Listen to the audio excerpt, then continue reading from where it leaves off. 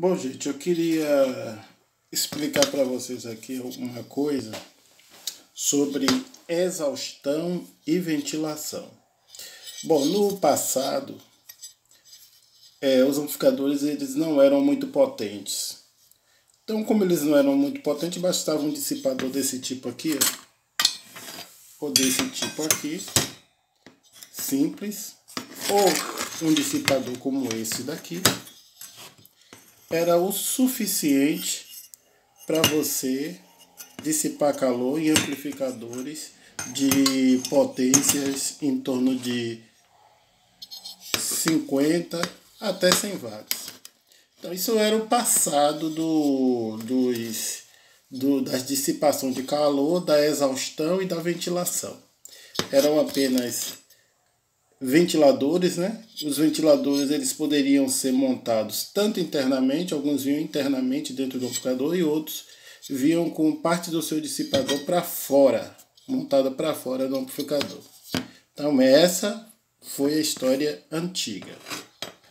Porém, o que foi que aconteceu?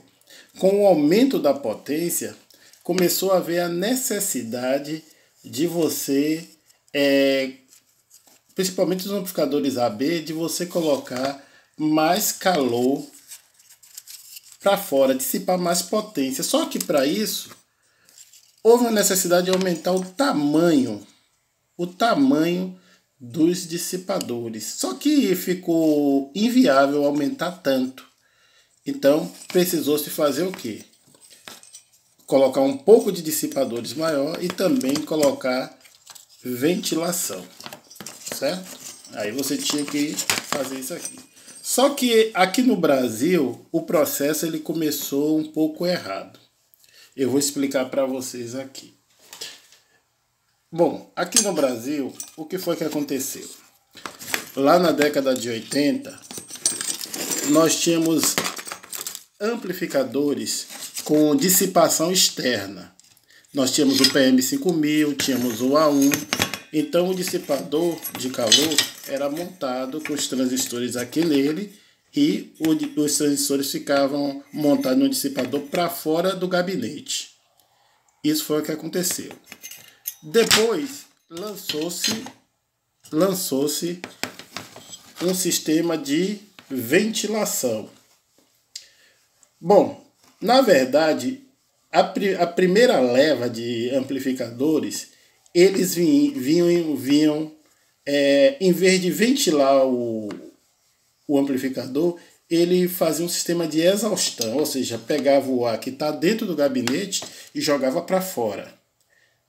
Bom, depois com o tempo, viu-se que isso não resolvia o problema, porque a potência estava aumentando nos amplificadores AB, então houve a necessidade de se fazer sistemas de ventilação. Então como é que isso era feito? Aqui no Brasil era feito da maneira errada. Muitos amplificadores chegaram com o conceito de ventilação de transistores de saída de maneira equivocada. Então como é que era feito? Então eu vou mostrar aqui para você o erro e o equívoco. Você tinha aqui o ventilador, certo? Ele soprava ar em cima do dissipador de calor, que soprava também parte desse ar em cima da placa. Qual o problema que teve? Com o tempo percebeu-se que o ar que vinha de fora, ele também trazia uma umidade muito grande e uma salinidade. Isso começou a corroer as placas, entendeu? A causar problema muito grave. E aí, aqui no Brasil, esses amplificadores que erraram o conceito de ventilação, eles tiveram que fazer o quê? Eles tiveram que se adequar a um conceito que já existia na Europa e nos Estados Unidos. Qual era o conceito? O conceito é que para se fazer ventilação, exaustão não. Nem tanto. A exaustão não é necessária. Que a exaustão é justamente pegar o ar que está dentro do gabinete e jogar para fora, como a gente vê nas fontes de computadores. Mas notou-se a ideia de que teria que se ter, como lá nos Estados Unidos e da Europa tinha, né? E tem ainda hoje, um túnel de ventilação, ou seja, o ar que é ventilado em alta potência, né? São 1.000 a 2.000 giros por minuto.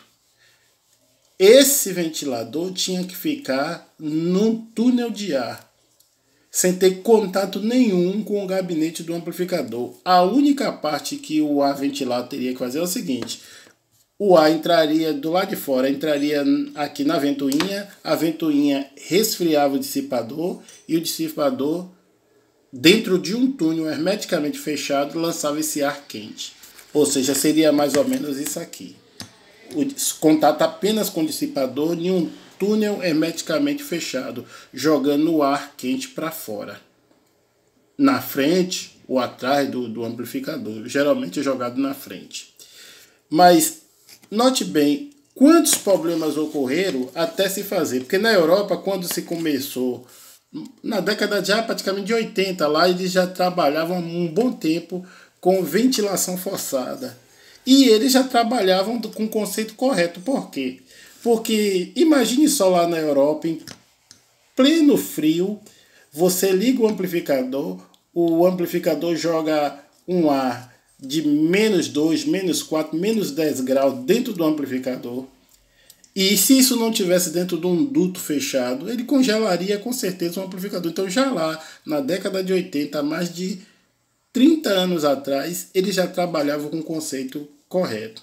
Mas ainda hoje nós vemos pessoas montando amplificador e fazendo da forma equivocada. Não se deve jogar o ar aleatoriamente dentro do amplificador. É necessário que esse ar entre dentro de um duto fechado. Aí você vai ter um duto totalmente fechado. E dentro desse duto fechado, hermeticamente fechado, você vai ter o dissipador de calor, né? E ele vai ser ventilado e vai ser jogado para fora. Não se pode ter nenhum tipo de vazamento desse ar, porque esse ar tem muito contaminante. Tem a umidade, que é um contaminante. Então, existe sujeira. Então, nada disso pode ter contato com o gabinete interno, com placa, nada disso. Certo? Mas ainda hoje nós vemos muitas pessoas instalando ventiladores aleatoriamente, exaustão, ventilação, sem ter o cuidado. Então, eu recomendo o seguinte: se seu amplificador ele tem 100 watts e está com um dissipador de dimensões corretas, ele provavelmente não vai precisar de ventilação forçada, ele talvez precise de exaustão. Só isso, mais nada.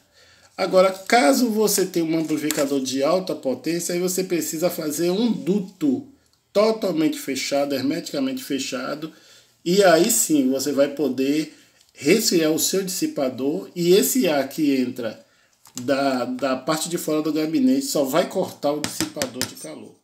Ok? Espero que esse vídeo tenha ajudado, espero que ele sirva para você. Ok? Bom dia.